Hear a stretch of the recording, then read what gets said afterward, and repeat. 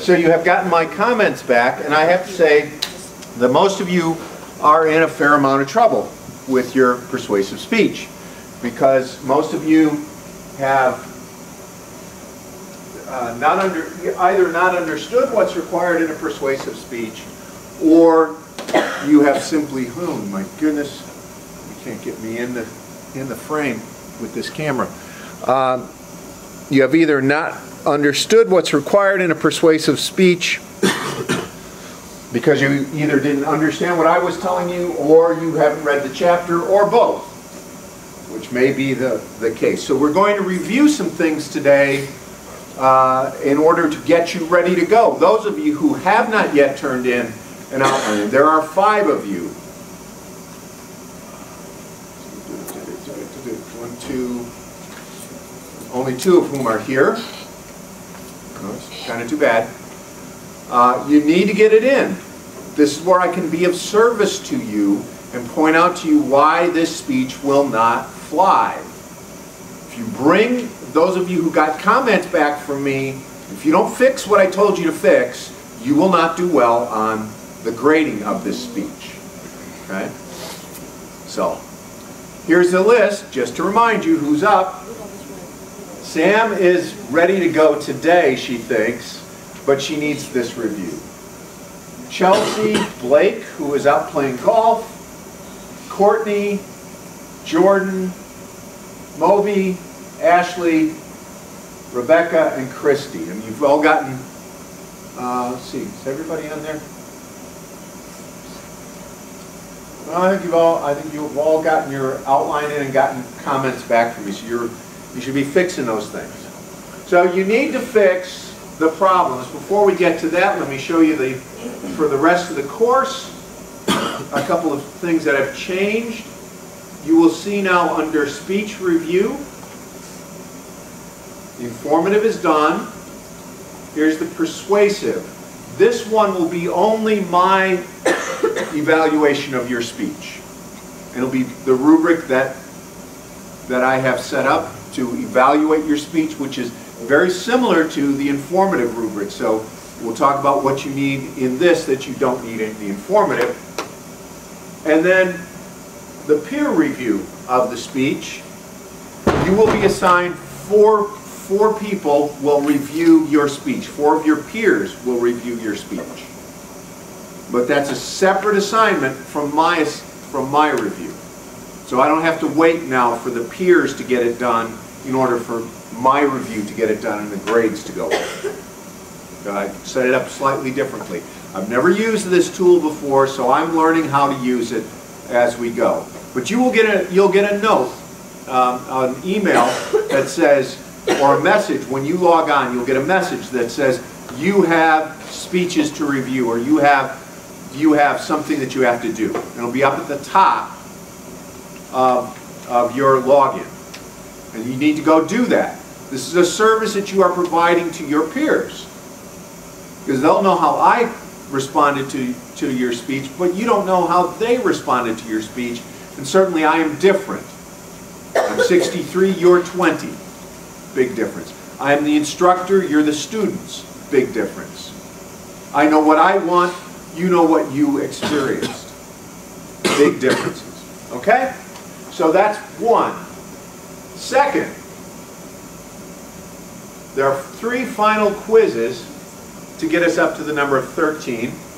There's a quiz on chapter 18, which is speaking on special occasions, which is our next speech. Our next speech is a speech to entertain, which can also be a speech to inspire. And we'll look at a speech that is inspirational as we prepare for that. Then we have a quiz on using visual aids. Your last speech, the capstone speech, must use a visual aid. And I would prefer that you use PowerPoint, though you do not have to. PowerPoint, Prezi, Google's presentation. You do not have to use those, but I would prefer that you do, because in your career and in your life, you're going to be doing lots of PowerPoints. And I've experienced death by PowerPoint so many times that I don't want you to do that. Or at least I want you to know an alternative to death by PowerPoint. So we'll work on that. You can use other visual aids and you will not be penalized if you say, well, I don't want to use a PowerPoint, I want to use a model, I want to use something physical because I'm better with my hands than I am with slides. That's fine. If you've got a reason to do something other than PowerPoint, do that. I'm going to instruct you in PowerPoint because you're going to be doing a lot of it in your careers. It is one of the requirements of almost every job that the presentation you give includes PowerPoint. And then finally, something that we have troubles with because we haven't really looked at it, the final quiz is a quiz on outlining, Chapter 11. Chapter 11. And all of these are due before the end of the term.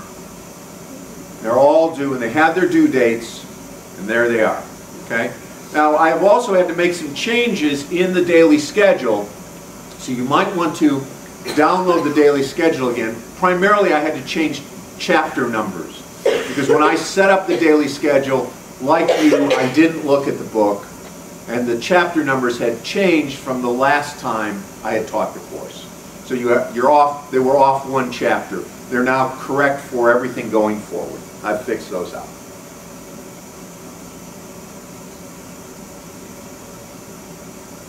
So we can go over here. Check this off. Done that? And we've done that. And now, we'll take a look at Chapter 16. Chapter 16, we looked at once before.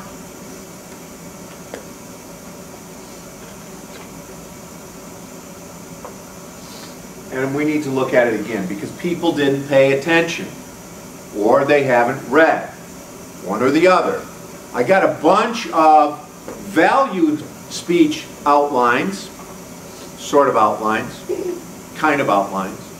I got a bunch of documents for value speeches where it was not truly a value speech. It was not what I expect to hear in a value speech. It was not what the textbook talks about as a value speech. One of them, for example, was a speech about Gatorade versus Powerade. Now that is to establish a value. Which is best, Gatorade or Powerade? Well, that is a question that can be determined in a number of ways. Which tastes best? Jordan, which tastes best, Gatorade or Powerade? I don't drink either. Gatorade. Gatorade. Which tastes best, Kitty? Gatorade or Powerade? Gatorade. Gatorade. Which tastes best, Trey? Gatorade. So for us, Gatorade's the better. Is that a very good criteria to use? It tastes better? Which tastes better? Gatorade? A cupcake with lots of icing.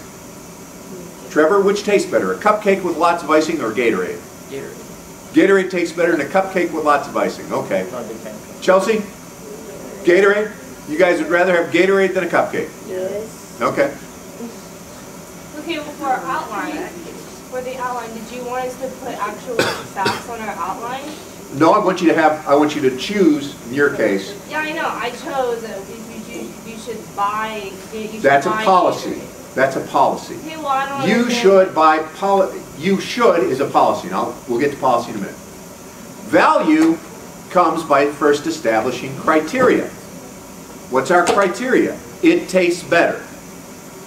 Is Gatorade better than a cupcake? Well, from our standpoint, it tastes better. Therefore, it's better.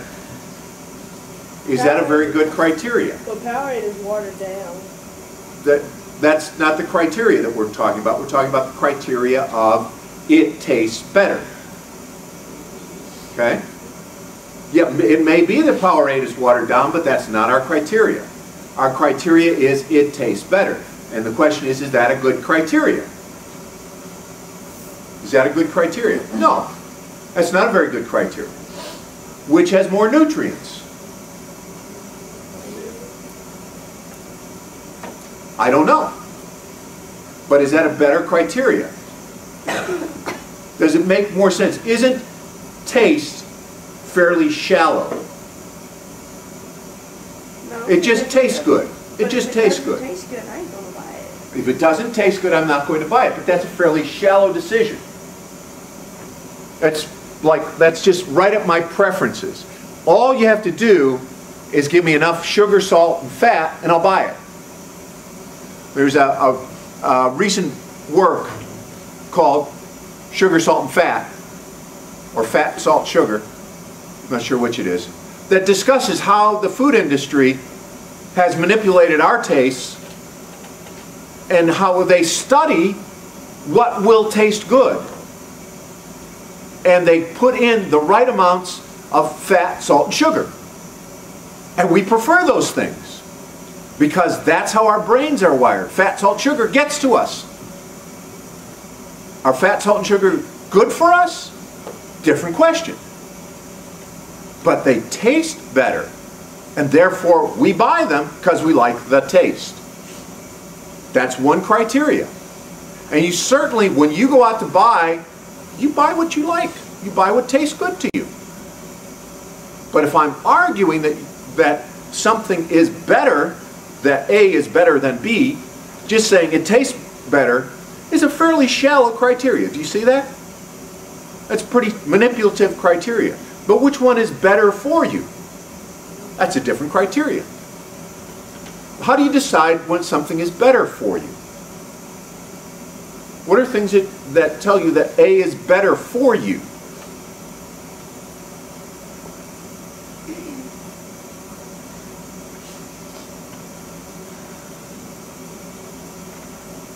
How do you judge that A is better for you than B?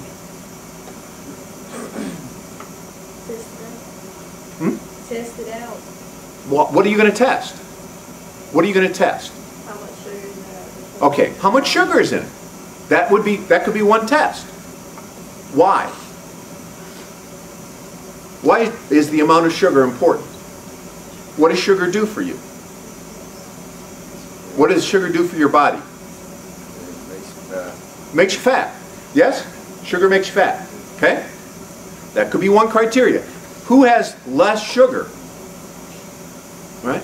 You look at Pepsi and Coke. Let's take it out of Gatorade. Pepsi and Coke. They're called parity products. They're called parity products. Because in most cases, most drinkers, unless you are a confirmed long-time drinker of one product or the other, most people cannot tell the difference. And most people, when they go to a restaurant and they're offered the choice of Pepsi or Coke, will say, is Pepsi okay?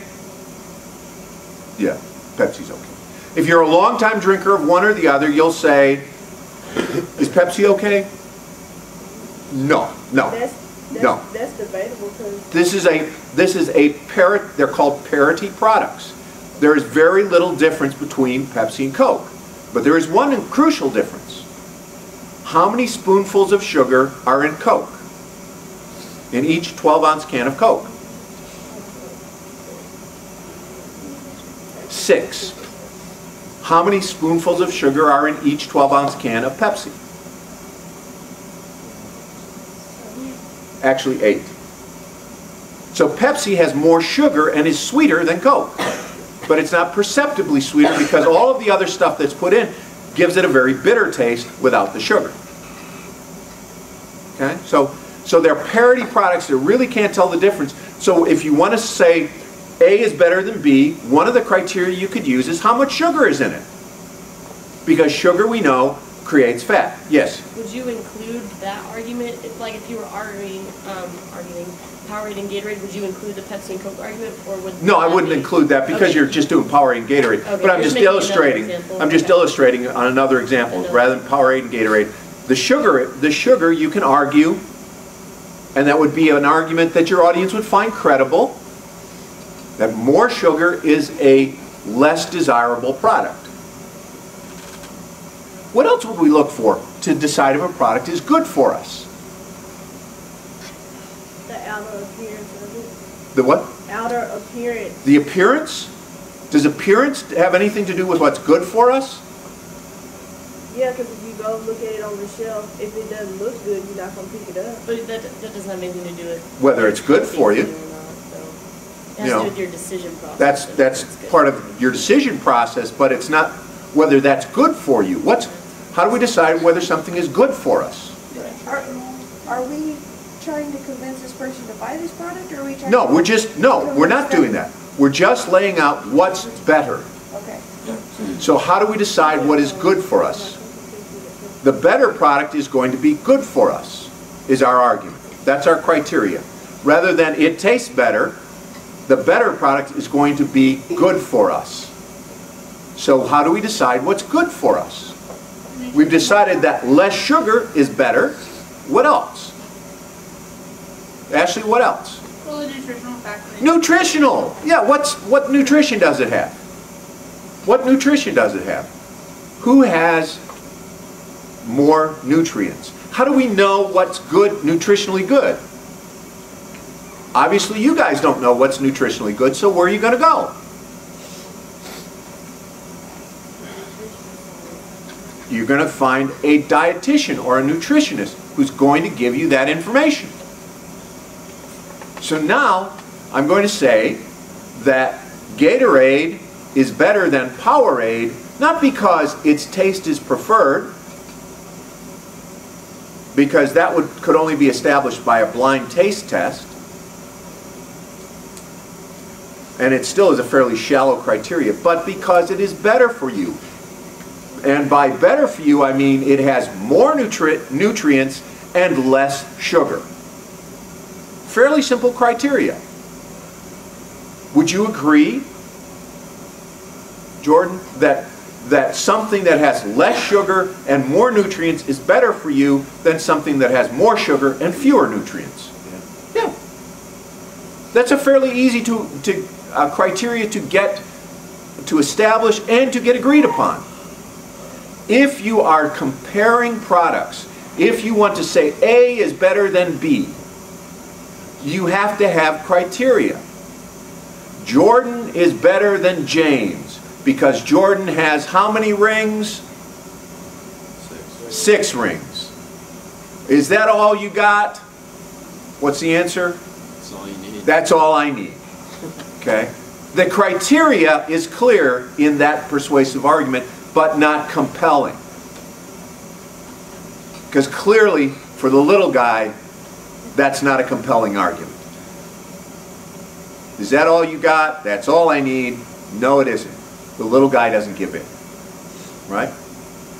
So you set out in a speech on value, you set out the criteria first. You don't do your comparisons until you've set out criteria.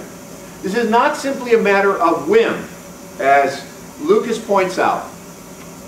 Questions of value are not simply matters of personal opinion or whim. If you say, I enjoy bicycle riding, I like Gatorade, I like Powerade, I drink Coca-Cola, I drink Pepsi, I drink Bud Light, I drink Miller Lite, 2 hugely parity products. The ability to tell the difference between Bud Light and Miller Lite has been severely compromised. They taste about the same. They are what's called parity products.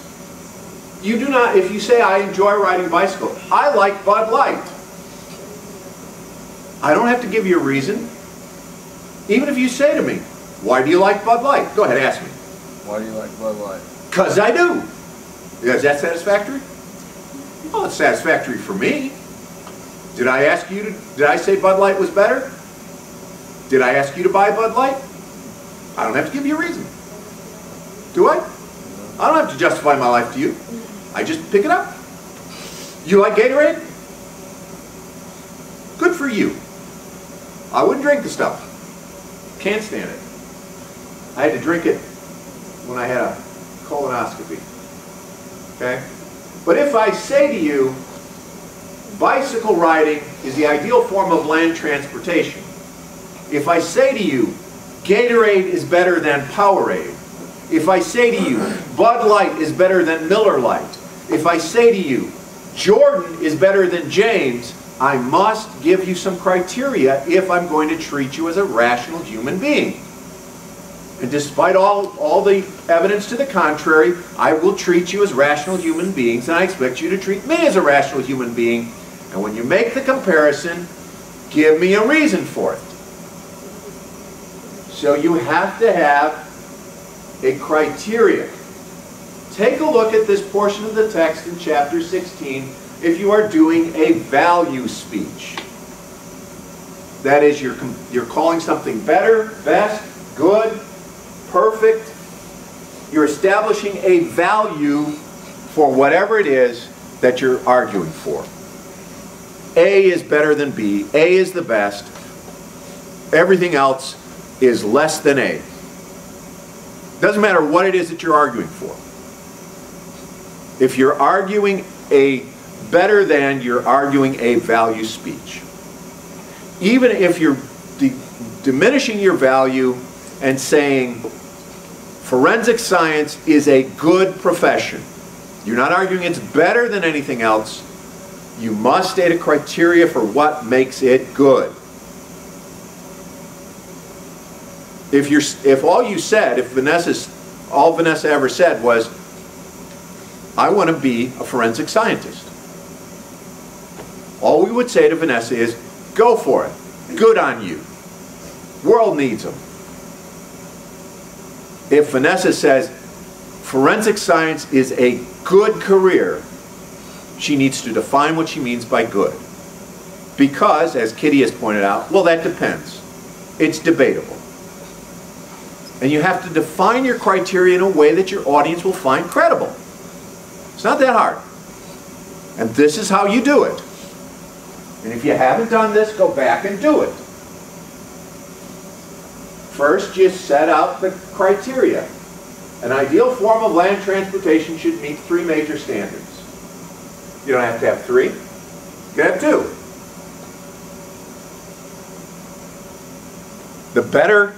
The better soft drink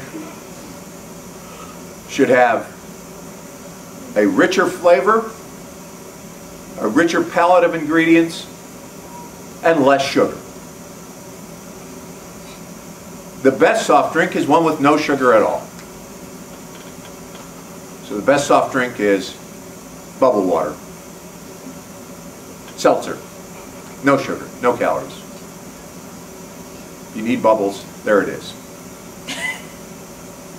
People need bubbles in their life.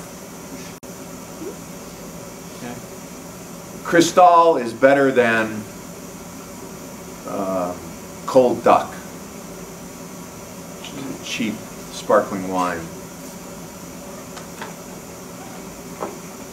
But if you had tasted Cristal, and if you had tasted Cold Duck growing up, it's a nice sparkly wine, it's a cheap sparkly wine, and it's very sweet.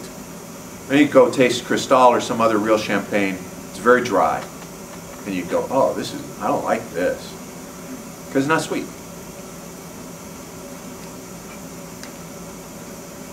So, establish the criteria. Give those grounds. If what you're doing is value, and most of you have submitted an outline for a value speech, you do not, though, combine that value speech with a policy. Just because I can demonstrate to you and even convince you at some level that Coke is better than Pepsi, that Miller Lite is better than Bud Light, that John Deere is better than Case IH, that the Cubs are better than the Sox, just because I convince you at some level to accept that intellectually, emotionally, however, doesn't mean that I'm trying to sell you Cubs tickets. You should go see the Cubs is a very different speech from the Cubs are better than the Sox. You may not want to see either of them. You may want to go see the Diamondbacks. You may want to go see the Nationals. You might want to go to see the Texans, although the Texans lost on opening day. Well, they're done. That's it. It's all over for them. Okay? So it's a different speech and a different strategy. Because if I convince you that X is better than Y, you might choose X. But you might look at X is better than Y and still go, yeah, but I like Y. I've heard many a speech that says Chevrolet is better than Ford. And they were convincing and compelling speeches. What car do I drive? I drive a Ford. I drive a Ford. Why do I drive a Ford? Because they gave us the best deal. And Chevy and Ford really are parity products again. They're both fairly reliable American-made cars. Okay? So I'm not trying to convince you to buy Gatorade, Powerade, Coca-Cola, Pepsi-Cola, or anything else. All I want to say is X is better than Y. That's a value speech. And I do that by setting out criteria that are reasonable and arguing for the rationality of my criteria, and then showing you how my product, my ideal, whatever, meets those criteria. Once again, when you speak on a question of value, make sure to justify your judgment against some identifiable standard. They do not argue directly for or against a course of action. Here's where you were going wrong. Now, if you want to argue, that's fine. You can argue for a course of action. You can argue, you should drink X. You should buy. You should do. Any of those things are possible. Those are also, but they are a different question than the question of value. These are questions of policy. These are questions of policy. What shoes do you wear? Nikes. Nikes, you really should wear Adidas. Ah, there you go. It's a reasonable question, isn't it? If I say to you, you really should wear Adidas instead of Nikes, the reasonable question is, how come? Why should I do that? What do you drive, Stephen? Camaro. Oh, you really should get yourself a nice Ford. No. Get out of that Camaro. No. See, now I've got a different, I have a different task to convince you to change your buying habit, but it's still a policy. What about all of the undocumented people in America? What should we do? Trevor, what? I think we should just give them all citizenship papers. Let them go to their nearest post office, sign up, and become citizens. I said at least then they'd be paying taxes. They're already paying taxes. Every time, sure they are. Every time you go to the store, and buy something, what do you pay in addition to the price? I pay taxes. When they pay with food stamps, they pay taxes. How do they get food stamps? They don't get food stamps. Because they have kids here. That makes them citizens. No, they have to support their kids. no. You don't know the law. I deal with illegal immigrants on a daily basis back home. And I am probably going to have a passport before I can get on a plane because my New Mexico driver's license is not a valid form of identification. In New Mexico. In all over the country, No. they're trying to pass a law getting that a New Mexico driver's license is No. not a valid form of identification. No. I really need to see some documentation. on it. Okay. If the Wi-Fi would work, I'd show you some. And what? If the Wi-Fi would work, I could show you I some. know, I've been trying to go on the Connect website as well. It's not connecting? No. Okay. We'll have to report that. Send me your documentation. It simply is not credible. Okay, I will. It's not on the face of it. Prima facie means on the face of it. And on the face of it, what you're telling me is not credible. Because if you are an undocumented person, you can't get food stamps. If you have a child, the child does not. You do not become eligible for citizenship on the basis of that child until that child reaches the age of 21. And that's a federal law. That may be a federal law, but if their kid is born here, it's a citizen. That kid is a citizen, but you do not get citizenship, I'm not talking about that. and you don't get food stamps. They may get food stamps, but you still pay taxes. You pay taxes when you buy. You pay taxes. If you have a job and you have someone else's social security number, that money is taken from you. Unless you're totally in the black market economy, when you buy gas, you pay taxes. You pay lots of taxes. But they don't pay taxes like the rest of us who are citizens. Yeah, they don't have to file, they don't file taxes. They Do pay you- sale tax, but do they you- don't file taxes. Do you pay income tax? Yes. Very good. Glad you're making enough to. If you are getting paid by a check, how do your taxes get withheld? They take it out. Oh, if I am an undocumented, but I have a job where I get a paycheck, what happens to Most of those my immigrants- tax Most of those withholding? immigrants don't get a paycheck, they Yeah, get they paid get paid under the in table, they cash. get cash. That's a generalization that you'd have to prove. You can't prove it, there's no documentation on it. I would beg to differ. But no, I would beg to how do you- differ. If it's all on the table, how would you get documentation on it? I would say take a look at it. Look at the Bureau of Labor Statistics and see what they have to say. They're going to be estimates, but the estimates are based not upon guesswork, but upon some fairly good social science. That's why the Bureau of Labor Statistics exists, is to follow labor statistics. And this is part of labor statistics. And if you have taxes withheld, if you're renting something,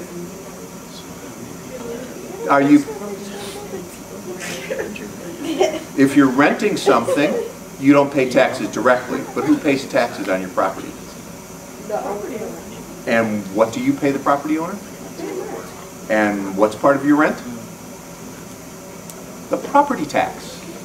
If I'm renting to you, I must rent at a profit. That means that I have to charge you the cost plus. I'm a legal citizen, I'm not talking about me. True. Do undocumented people get free rent? A lot of them do. Welfare. They don't get welfare. They don't get free rent. But we'll deal with that later. Okay, we're talking about policy. Anytime you say should, what should we do? Which is what we've been arguing about. What should we do? The question has to be framed as a policy. What's the problem? What's the problem? Is the first thing. Because if there's no problem, why should we even do anything? So my essay, or my speech would be policy and Rebecca's would be a value. No, Rebecca had both in her outline. Okay. And that was her problem. You need to choose one. If you want me to drink Gatorade, if you want to argue you should drink Gatorade, that's a policy. Okay. So then you show me what's the problem with not drinking Gatorade. And then you give a solution. And what's the solution? Okay. Okay? So That's fairly simple. You can also do a problem cause solution, but you must show me there's a problem. If you don't show there's a problem, why should I do anything? Why should I do anything?